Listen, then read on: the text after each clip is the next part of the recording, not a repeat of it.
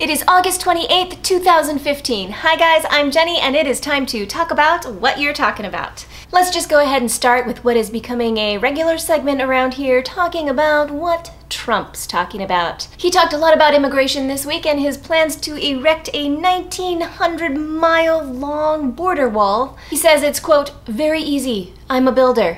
That's easy. Now, Ann Coulter, I always get this weird bile taste, just like a little bit right in the back of my throat when I try to say her name. Bizarre. Ann, you know which one, said at a Trump rally in Iowa this week, I love the idea of the Great Wall of Trump. And every day, live drone shows whenever anyone tries to cross the border.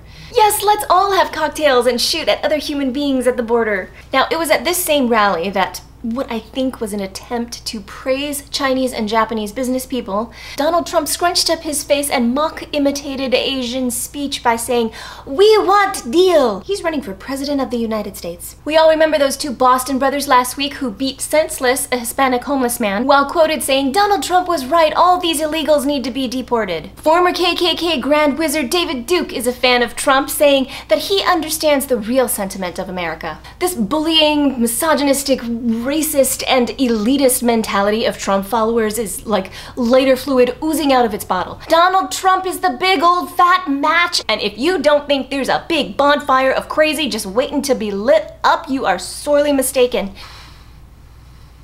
Social media has been a bit somber the past couple of days, as we are all saddened by the on-air shooting and death of two local news team members in Virginia. Allison Parker and Adam Ward were on location when an ex-broadcaster opened fire, fatally shooting the two. Now, the gunman recorded the event on a body cam and then later posted it to social media before then shooting himself. I will post a helpful link in the description box below on disabling autoplay for Facebook. You know, for those of you who in the future do not wish to witness a fellow human being's terrifying last moments of life. And now, if you will all look under your seats, I have a surprise for you. You get a new gun, and you get a new gun, and you get a new gun, and you get a new gun, and you get a new gun too. It took all of 15 seconds to kill those two young people. There is no possible way that that could have been prevented by everyone else in the vicinity having a gun too. This graphic shows how the US compares to other developed countries as far as the number of gun deaths per 100,000 residents. We have a problem.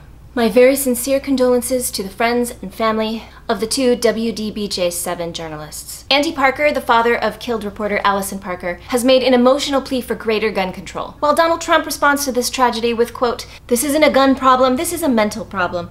It's not a question of the laws, it's really the people." Like people who think that shooting at people with drones at the border would be entertainment. On to lighter things.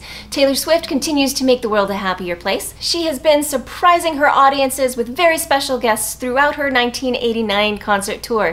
Alanis Morissette, John Legend, Mary J. Blige, Justin Timberlake, and most recently she brought out Lisa Kudrow to join her in a smelly cat duet. This made everyone's head just explode, explode, explode.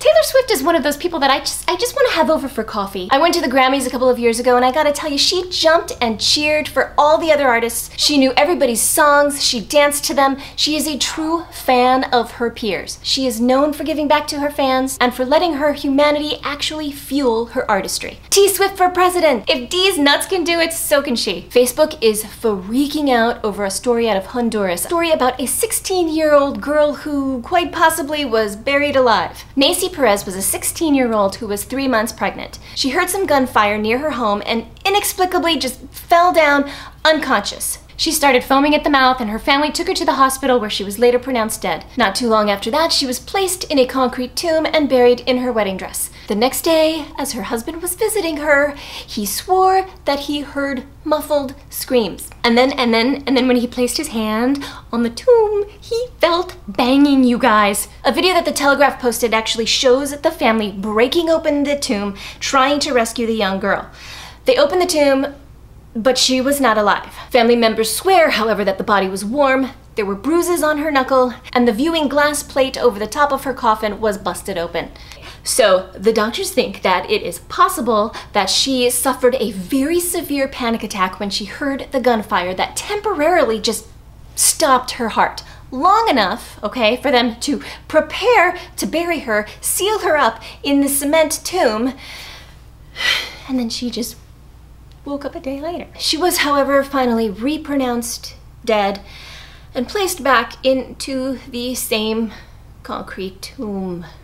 This is just 100% nope, nope, nope. Cannot handle this story. Stop freaking me out, Facebook friends. Let's move on to a less freaky story, like the one about that cloaked figure in Gastonia, North Carolina, who was seen emerging from the woods near that apartment complex, and then she left piles of raw meat around the playground that was there. What was that?